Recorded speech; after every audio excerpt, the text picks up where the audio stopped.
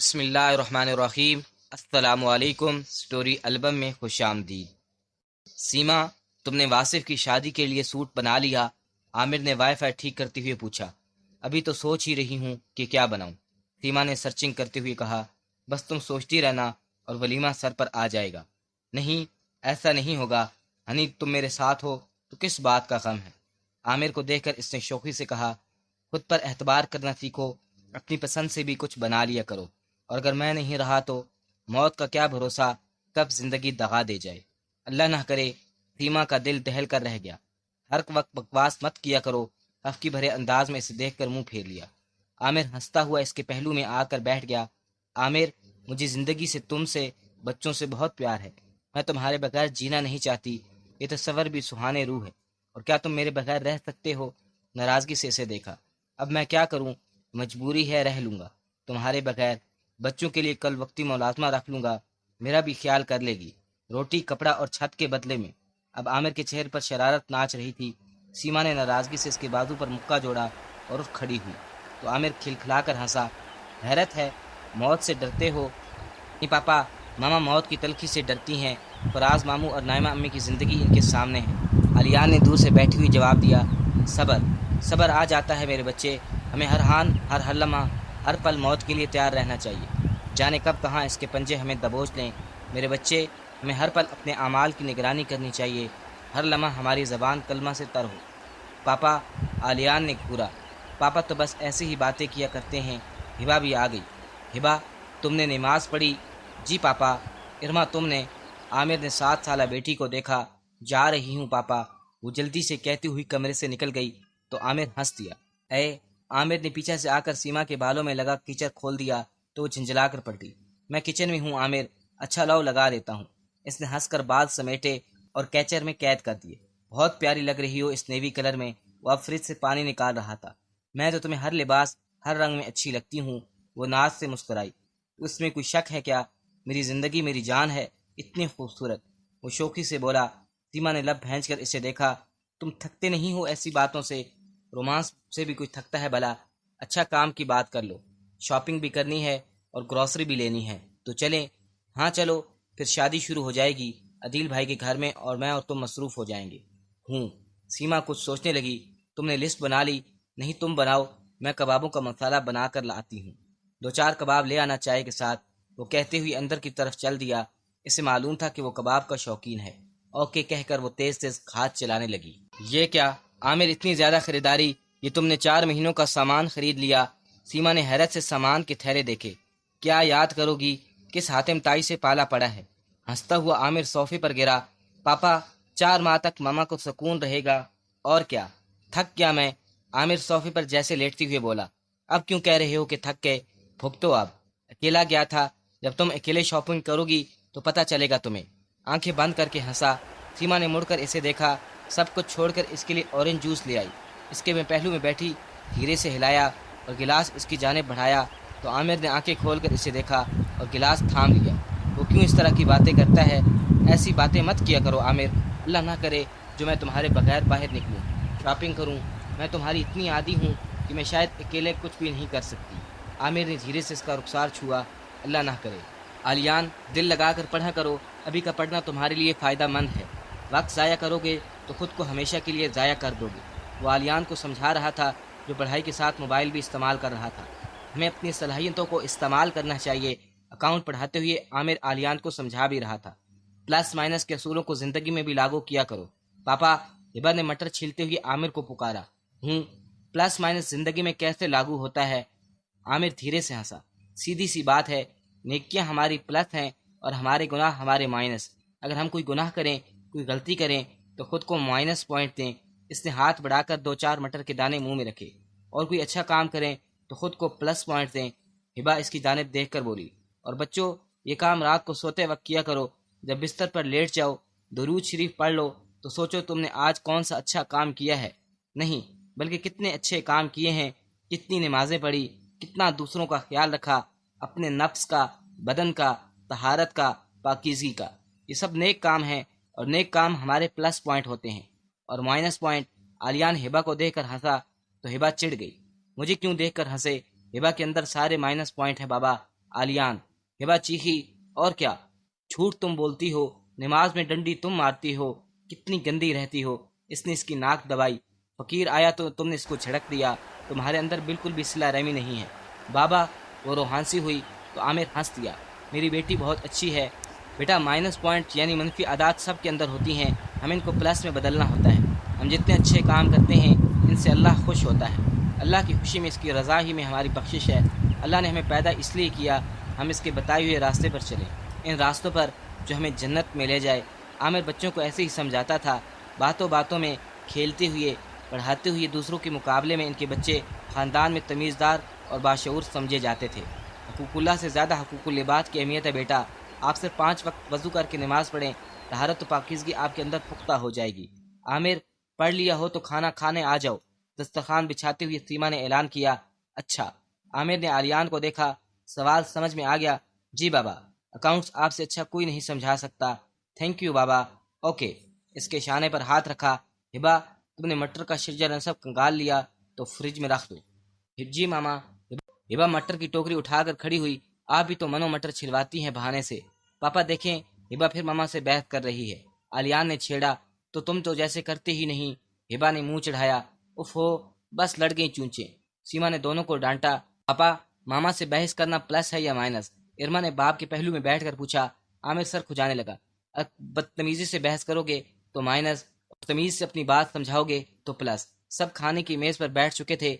चलो बिस्मिल्लाह पढ़ो। सीमा ने बात खत्म की। आमिर डिश से सालन निकालने लगा। हिबा भी आ गई। खामोशी और सुकून से खाना खाने लगे। सीमा ने पर्दा उठाकर बाहर झांका। नीचे कंपाउंड में दोनों बैडमिंटन खेल रहे थे। हिबा इरमा के पास खड़ी थी, जबकि आलियान आमिर के साथ बहुत अच्छा खेल रहा था। आलियान को हर गेम आमिर ने ही सिखाया था। वो बच्चों का बेहतरीन दोस्त था। बच्चों को अपने साथ लेकर चलता था। इनकी सोच और फिक्र से आगाही रखता था। तीनों का बाहर कोई दोस्त नहीं था। सीमा को फख्र था कि आमिर एक बेहतरीन शौहर है। इसकी तारीफ में कभी कंजूसी नहीं करती। शादी के इतने सालों बाद भी दोनों एक दूसरों के महबूब थे। एक दूसरे पर जान छिड़कते थे। इरमा खेलने की जिद करने लगी, मगर इसके मुकाबिल कोई नहीं खेल रहा था। रैकेट इरमा को पकड़ाकर आमिर इसे सिखाने लगा। हिबा इरमा की साइकिल चलाने लगी। आलियान इन्हें देखने लगा। आमिर की दिलचस्पी इरमा के साथ भी बरकरार थी। इसे बच्चों के खेलने में, वक्त गुजारने में मज़ा आता था। खेल खेल में बच्चों को बहुत कुछ सिखा देता। खानदान वालों की नज़रों से वो एक बेहतरीन बाप था। सीमा, तुम्हारा सूट बहुत खूबसूरत है। अजील भाई के बेटे के वलीमे में सुंदर सापी ने इसके रॉयल बलून और फीस काम वाले सूट की बहुत तारीफ़ की। सब आमिर की पसंद है। सीमा ने फ़ख्री अंदाज में कहा। आहा, किस कदर लकी हो तुम। शुक्र अल्हम्दुलिल्लाह, सीमा ने बेसाख्ता कहा। और हमारे साहिब को सवाई कमाने के कुछ पता नहीं होता। घर बीवी बच्चे सब मुझे अकेले को देखने होते हैं। तो तुम जमील भाई को समझाया करो ना। तो क्या तुम आमिर भाई को समझाती हो ये सब करने के लिए? इसने शाकी से अंदाज में देखा। नहीं, आमिर खुद ही सब कुछ करता है। इसे मेरी पसंद का एहसास है। मेरा ख्याल रखता है, बच्चों को टाइम देता है। घर की हर चीज़ हमारे बाहमी मशवरे से आती है। सुंदस ने झलसती हुई निगाह से सीमा को देखा। काश अगर जमील भाई तुम्हारा ख्याल नहीं करते, तुम इन्हें समझाओ, सिखाओ, बताओ, अपना हम नवा बनाओ। हो सकता है कि ऐसी कोशिश मैंने भी की हो। ख्याल से ख्याल हो तो बात बनती है। बताकर करवाया तो करवा लिया, वो अफसरदगी से बोली। सुंदस बाजी, ऐसा नहीं है। आमिर आखिरी जुमला सुनकर करीब आ गया। मोहब्बत हमेशा बरकरार रहती है। अगर हम अपने महबूब में अपनी चाहते देखना चाहते हैं तो हमें इसका ख्याल और ध्यान रखना पड़ेगा। महबूब बनने से पहले महबूब बनाया जाता है। सच्ची मोहब्बतें निभानी पड़ती हैं। फिर कहीं जाकर चमन में दीदावर पैदा होता है। वो कहती हुई शरारत से हंसा और साथ ही सीमा को देखकर शूखी जसारत की। सुंदस, सुंदस इधर आओ। देखो इफ़ात क्या फजूल हरकत कर रहा है। ये तमीज़ सिखाई है, अपने संवरने का पता है। और बच्चे झंझलाते हुए जमील भाई फ़ाहद का बाजू पकड़े आ गए। आराम से जमील भाई। आमिर ने इनके बाजू पर हाथ रखा। क्या आराम से? कितनी फजूल सी औरत है। सुंदस की जानिब इशारा किया। सुंदस शर्मिंदा हुई। जमील भाई और फजूल गोल करने लगे तो अंदाज में बेगम को देख रहे थे। सीमा आमिर का हाथ पकड़कर जल्दी से मेज़ से उठ गई। आमिर, अदील भाई मूवी के लिए बुला रहे हैं। इन दोनों में घुमसान का रन होने वाला था। वो आगे आकर बैठ गए। यार, ये लोग महफिल का भी ख्याल नहीं करते। सीमा ने सर झटका। ऐसी जलन और हासिद की नज़रों से दूर रहा करो सीमा, हमारे घर को नज़र ना लग जाए। अल्लाह ना करे। वो दहल कर बोली। ऐसे लोग अपने घर को तवज्जो से नहीं देखते, दूसरों के घर पर नकब लगाते हैं। आमिर संजीदा हुआ। हालांकि मोहब्बत, अफ़हाम व तफ़हीम, दरगुजर और अक्ल व शऊर से हर घर जन्नत का गहवारा बन सकता है, मगर हम अपनी गलतियों को नहीं देखते। आमिर को देखती हुई सीमा ने कहा और इसका हाथ मोहब्बत से थाम लिया। तुम इतने मुकम्मल हो आमिर कि मुझे तुमसे कोई शिकायत है ना शिकवा। تم میرے لیے دنیا میں جنت ہو۔ اچھا، عامر نے سر گھما کر اپنی محبوب بیوی کو دیکھا۔ آ گیا میری تعریف کا دھیان۔ وہ ہر لمحہ، ہر آن، ہر نظر میں رہتا ہے۔ میری ہر نظر تمہارا صدقہ، تمہاری نظر اتارتی رہتی ہے۔ اس نے دھیرے سے ہاتھ دبایا اور عامر مسکرا کر سامنے دیکھنے لگا۔ کیا کر رہے ہو عامر؟ عامر کو ڈائری میں مصروف دیکھ کر سیما چائے کے مگ لے کر آ گئی۔ اس بار میں ڈائری دیکھنا بھول گیا۔ یار میری ڈائری ذرا چیک کر لیا کرو، ماہانہ کام ہوتے ہیں اس میں، عامر نے فکر مندی سے کہا۔ اب کیا ہوا؟ چائے کا گھونٹ بھر کر اپنا موبائل اٹھا کر کھول لیا۔ فریدہ آنٹی کو ان کے بچے کی فیس کے پیسے دینے تھے، بھول گیا۔ کیا سوچ رہی ہوگی؟ یہ تو تمہارے کام، تمہاری ڈائری ہے، میں کیسے چیک کر سکتی ہوں؟ سیما، عامر کا ہاتھ رکا۔ اگر میں نہ رہا تو اس ڈائری کو چیک کرنا تمہارا کام ہے، اس میں درج سارے کام تم نے کرنے ہیں۔ وہ سنجیدگی سے اسے دیکھنے لگا۔ سیما کا دل دہلا۔ پھر ایسی باتیں، لینا دینا تمہاری ذمہ داری ہے عامر، ایسی باتیں مت کیا کرو، ایسا ہونا ہے، حقیقت ہے مرنا، میں بھی مر سکتا ہوں اور تم بھی، اس میں اللہ نہ کرے کہنے والی کوئی بات نہیں ہے سیما۔ لمحہ بھر کو وہ رکا اور گہرا سانس لیا۔ موت بھرحق ہے، ہاں موت بھرحق ہے۔ سیما نے عامر کے شانے پر سر رکھا۔ پر اپنے وقت پر آئے اور تم سے پہلے مجھے آئے، تم جتنے مکمل ہو عامر میں نہیں، میں تمہارے بغیر کچھ بھی نہیں کر سکتی۔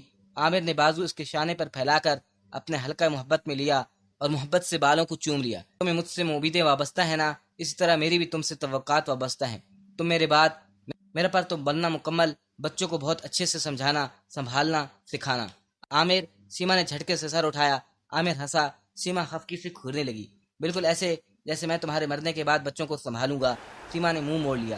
عامر نے ہنستے ہوئے اس کا گھونٹ بھرا چائے کا مگ اٹھا لیا۔ یہ میرا ہے، وہ کپ لینے لگی۔ اور میں کس کا ہوں؟ وہ شرارتی ہوا اور اس یونانی انداز پر ساری حدیں ختم تھی۔ سیما نے گہرا سانس لیا۔ ایسے مت کیا کرو عامر، تمہارے بغیر جینا دشوار ہے۔ ہاں جینا دشوار ہے سیما، دعا کیا کرو ہم دونوں ایک دوسرے سے جدا نہ ہوں، ہم کبھی ایک ساتھ کسی حادثے کا شکار نہ ہوں، ہم دونوں باری باری دنیا سے جائیں تاکہ ہمارے بچے اکیلے، اداس اور تنہا نہ ہوں۔ جانے کیوں عامر اداس ہو گیا، ماحول اداس ہو گیا، زندگی ایک دم کپکپا سی گئی، فضا میں آلودگی سی پھیلنے لگی۔ رات کا پہلا پیر خاموشی کی نظر ہونے لگا۔ میری بہت اچھی دوست مجھ سے اکثر کہتی تھی کہ عالیہ میری کہانی لکھو نا، اور میں کہتی کیا لکھوں، بالکل مکمل پرفیکٹ گھرانہ ہے تم لوگوں کا۔ وہ ہنستی ہوئی کہتی، وہ جو ظلم و ستم کے پہاڑ ٹوٹے، وہ جو خالہ ظالم مزاج سماج میں بنی، کس طرح سے ہماری شادی ہوئی۔ ساتھ ہی کہتی پھر لکھو نا۔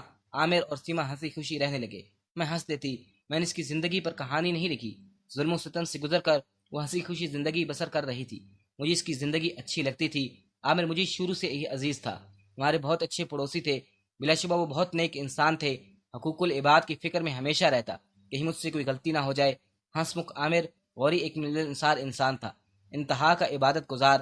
سیما جیسی زندگی چاہتی تھی اسے ویسی زندگی ملی، بہت دکھوں کے بعد۔ ہمیشہ مجھ سے کہتی تھی میری کہانی کا عنوان رکھنا شجر سایہ دار، میں ہنس کر ٹال دیتی۔ عامر کی بہت ساری باتیں شوخ، شرارتی اور ذمینی ہوتی تھی۔ اس نے اپنے بچوں کی تربیت بہت بہترین کی، اس کے بچے نمازی، تمیزدار اور حسن و اخلاق سے مالا مال تھے۔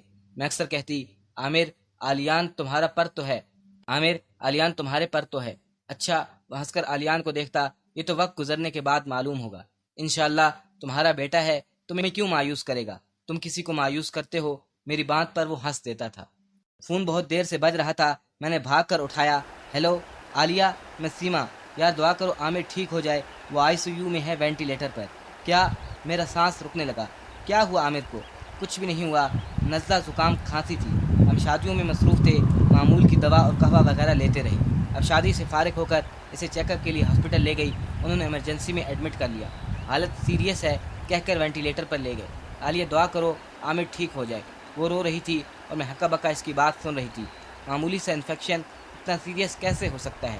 ڈاکٹر کیا کہہ رہے ہیں؟ وہ کہتے ہیں شہر میں پھیلے وبائی مرض کورونا کا شکار ہیں، ہم نے انہیں انتہائی نگہداشت میں رکھا ہوا ہے۔ عالی یہ کیسے ہو گیا؟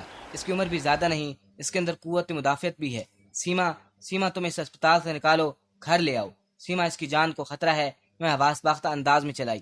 عالیہ وہ عامر کو واپس نہیں دے رہے، عامر آکسیجن ماسک سے سانس لے رہا ہے، بس دعا کرو۔ وہ سسک رہی تھی۔ سل میرے ہاتھوں میں بے دم ہو گیا، میں اسے اسپتال دیکھنے گئی، شیشے کے پاس وہ بے دم پڑا آکسیجن کے سہارے جی رہا تھا۔ میں نے یک بستہ شیشے کی دیوار سے سر ٹکا دیا، آنسو تھے کہ رک نہیں رہے تھے۔ کیسا شاندار شوق و شرافت سے بھرپور شخص کیسے بے دم پڑا تھا۔ حوصلہ آنٹی، صبر، دعا کریں میرے پاپا ٹھیک ہو جائیں۔ میں بے ساختہ مڑی، آلیان میرے پیچھے کھڑا تھا، عامر کے روپ میں، بردبار، سمجھدار، تسلی و تشکیل کے پائے رکھتا، میں نے نظروں سے اس کا صدقہ اتارا۔ پیچھے مڑ کر میں نے سیما کو دیکھا اور اپنے ساتھ لگا لیا۔ دعا کرنا عالیہ میرے گھر کو جلن، حسد، رقابت کی نظر نہ لگے۔ میں کبھی لوگوں کا برا نہیں چاہتی۔ میں بالکل چپ اور ساکت تھی۔ عامر میرے لیے دعا بن گیا۔ ہر لمحہ اس کی زندگی کی دعا کرتی رہتی تھی، مگر کبھی کبھی دعائیں مقبول نہیں ہوتی۔ وہ کیسا زندہ صحت مند شخص تھا جو انتہائی نگہدش میں مر گیا۔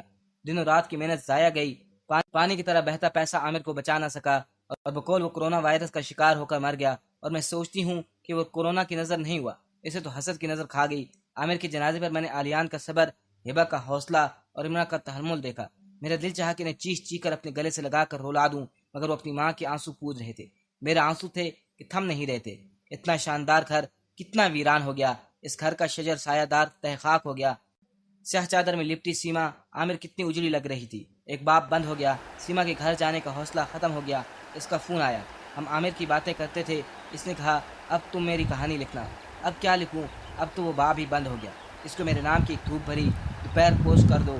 اسے کہنا، تمہارے بعد جینے کا حوصلہ نہیں، مگر بچوں کے لیے جینا ہے۔